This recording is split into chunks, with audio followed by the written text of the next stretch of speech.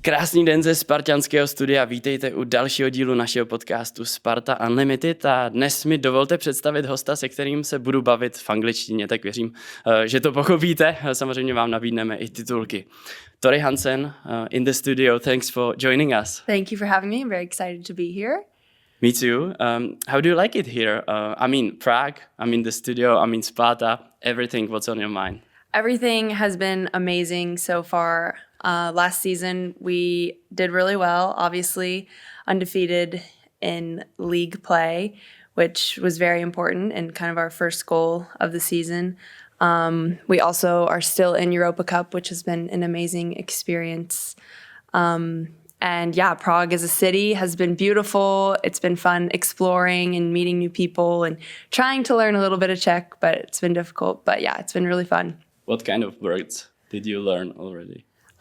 Well, some of the girls are teaching me bad words that I probably shouldn't be saying on here, but I've learned zima, which is cold because it's been freezing here. I've learned obránkyně, which is defender, which is what I am. I'm trying to learn just like the hellos, goodbyes, and the simple words, but it's been a little difficult. But the girls are doing a really good job teaching us.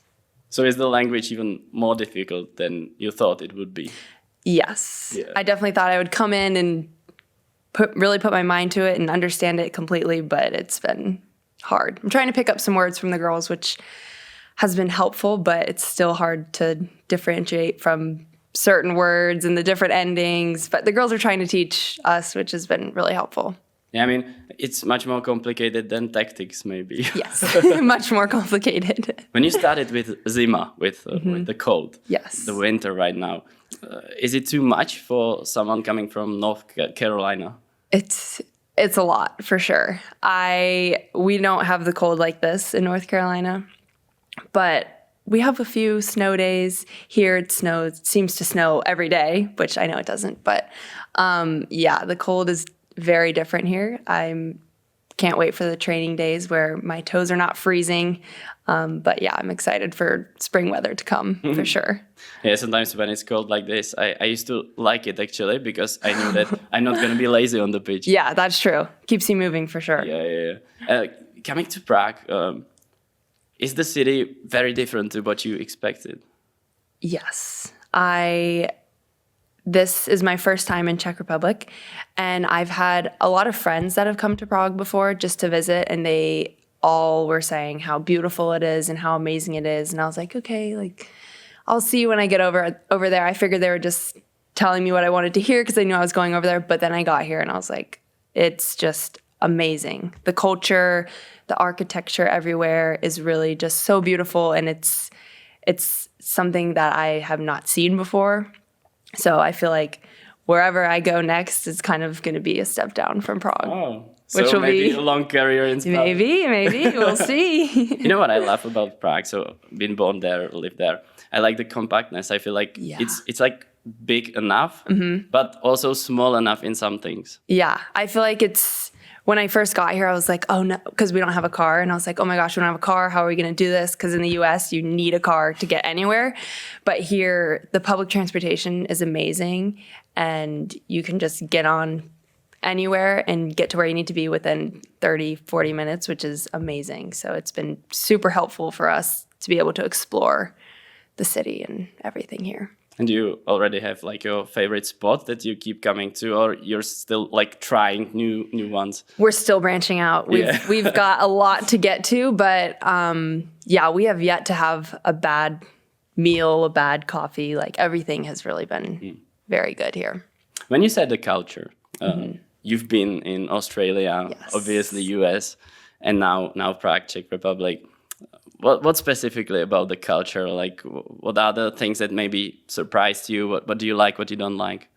I think the people are very different here in Czech Republic. I feel like people are very focused on themselves and a little bit more stone-faced, whereas in the US, we're talking to everybody and trying to hear everyone's story. We're close to Germans, so that's... Yes, more reserved here in the Czech Republic, which is good. I feel like it's good for me to, I guess, get some US culture into everyone else and I guess make them more outgoing. But yeah, there's a lot of different things. I would say like simple things like not having a dishwasher is very different from being back in the US, and just smaller showers and like just the little things that are very different, but manageable, of course. How about beer? Beer.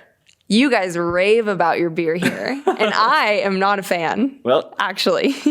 I don't think, which is shocking. I don't mean it like that you have to drink or something. Yeah. But everything like here goes around it, you know. Yes, it's huge. You guys like a lot of foam here. It was so funny. My parents came to visit, and my dad, he got a beer, and it had a lot of foam, and he sent it back. Really? I was like, Dad, you can't do that, because in the U.S., our foam is like this much, and he sent it back and was like, can I have less foam? And I was like, Dad, that's normal here. You can't send it back. So it was funny. Yeah. I mean, your dad, when we touch upon it, he's a huge fan, right? I've heard that he supports you a lot. He posts a lot of things. Yeah. How important is it for you, especially when you're being so far away from home? He's by far my number one fan, and if he could be at every game, he would be. In college, my parents didn't miss a game. In club, they didn't miss a game. So to have their support is just, I'm so lucky, and I feel so grateful to have them, because being able to take this jump and have this experience, you can't do without a good support system, and I have by far the best support system, and I could not be more grateful for them. I know that both your parents have background in sports. Yes. How important was it, when you started with, and now what do you say, soccer, football? Football. Yeah, growing up, having both of them, my dad was a professional beach volleyball player, so he kind of knows what it takes to get to this level and how important it is to maintain this level. And I think my parents have a really great balance of pushing me to my best, but also supporting me when I need that support. And I think my mom and dad kind of balance each other off with that. So who's the who? My dad's definitely the pusher, but he's also extremely supportive. And then my mom is just there to be helpful and supportive. And yeah, they're just both so amazing. And I'm really glad that both of them were able to come here and they saw 2 games, and then they're going to come back again at the end of May to hopefully see a derby against the other team. Yeah. What did you see in their eyes when they came here, saw you in Sparta jersey? And just, they were so proud. And they tell me all the time, which I'm so grateful for. There's a picture of me going over to give them a hug, and my dad, you can just see it in his eyes how proud he is of me. And it was a great moment to have them here and for them to be able to see me play and kind of live out my dream of playing in Europe, which was really cool. So it was always your dream to get there? Yes, Europe was always, I think, one of my goals. And I feel like I've done a lot in the beginning of my career, playing in the NWSL and then going to Australia, which was a huge jump for me, leaving the United States and being so far away from home. And then going back to the USL, kind of trying something new. And then obviously after having those 3 seasons, going over to Europe was the next step, and I've just loved it. And was it more about the sport side of things, or was it also because I feel like you like to travel? Yeah. You like to, see the world, basically. Yeah, it was definitely experience and football-wise. It's like a completely different football culture over here compared to the US, and it's just been really cool to go to Sparta games. The men's games are absolutely insane. We've gone to, I think, 2 or 3 now, and the atmosphere is so cool and something that I haven't seen in the US. But yeah, as well as the experience, just I've seen so much of Europe now being over here, especially with Europa Cup and Champions League, going to Switzerland, going to Budapest. It's all just been such a cool experience to be able to see all these amazing places. And you've been to ice hockey as well. Yes, we did. We went to a Sparta game, and I can't remember if they won or not that game, but yeah, that was also insane. We accidentally bought tickets in the fan section. So we had to stand the whole time and wave I don't know what we were waving, but it was really fun. So did you learn some hockey chants or something? We learned some hockey chants and heard a lot of bad words, but it was funny. So when you talk about the culture in football among the fans, the hockey side of things might be a bit different, right? Because you might be used to a decent atmosphere, I would say, from the US. Yes, I give or take some places. But yeah, the fans were crazy and yelling the whole game, which was very funny. And we had no idea what they were saying. We're just trying to say the exact same things, but it was cool. So when the dream was to get to Europe, I assume that Sparta was not the only club that approached you. So why Sparta? Why did you choose to go here? I obviously did some research on the team, and I kind of saw the history of the club, and I saw that they were playing in Champions League, which was also another goal and dream of mine, is to play in Champions League.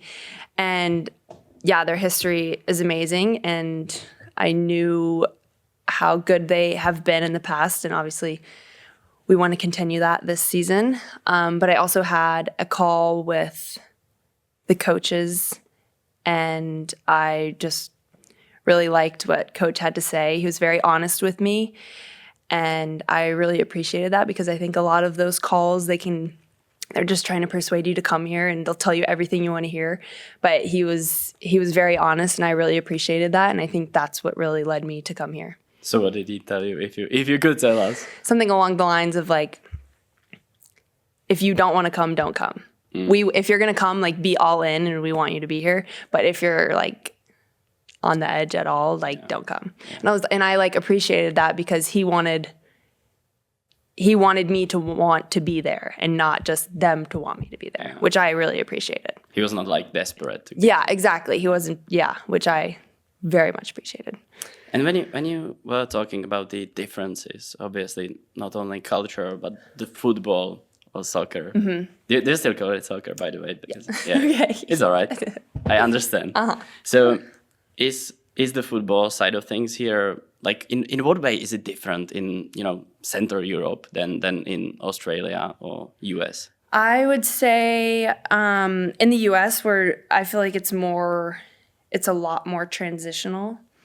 They're very direct, and we've just in the US, the speed is, everyone's really fast, and I think here it's maybe a little bit more technical and ticky-tack, whereas in the US it's very back and forth, which I like Europe better, because it's not back and forth quite I understand much, also. which I like. And also, you look a bit smarter when you pass the ball slowly. Exactly, which is good for us. So. So you actually feel the best here, we can say?